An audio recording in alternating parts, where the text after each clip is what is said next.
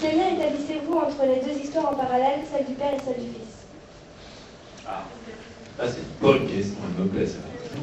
Ce jeune homme d'une cinquantaine d'années, quand le livre commence, est dans une situation personnelle dont on n'a pas tous les éléments, mais qui est une situation personnelle de tristesse, de désarroi. Sa femme est partie, il est avec un... Il croit, il s'imagine qu'il est avec son petit garçon, il est dans une espèce d'illusion, en fait, de fantasme, alors que son petit garçon est parti, qu'il ne l'a pas vu depuis plusieurs mois. Et donc il est en pleine merde. Et là-dessus, littéralement, on lui livre son père. On lui livre comme une espèce de paquet sur le bord de sa porte. Et son père est un homme avec qui il ne s'est jamais entendu, avec qui il n'a jamais parlé, et avec qui, en fait, il a très peu vécu.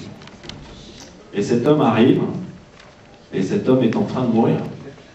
Et juste avant de mourir, il lui dit simplement cette phrase qui retentit dans son cœur avec une cruauté particulière. Il lui dit « J'ai des choses à dire ». Et il meurt. Le problème de la relation entre les deux, c'est-à-dire le problème de la relation entre ce qu'on est en train de vivre et ce qui a été vécu avant nous, par d'autres que nous, par nos pères, nos grands-pères, est au centre de la question de ce livre. On est dans une époque, vous vivez dans une époque où on dépense beaucoup d'argent pour vous expliquer que le monde commence ce matin, qui commence demain.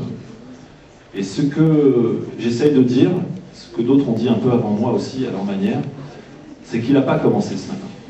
Et que plus vous tentez de l'ignorer, plus vous êtes en réalité conditionné par ce qui s'est passé avant. Et vous n'êtes pas conditionné d'une façon abstraite, vous êtes conditionné d'une façon réelle.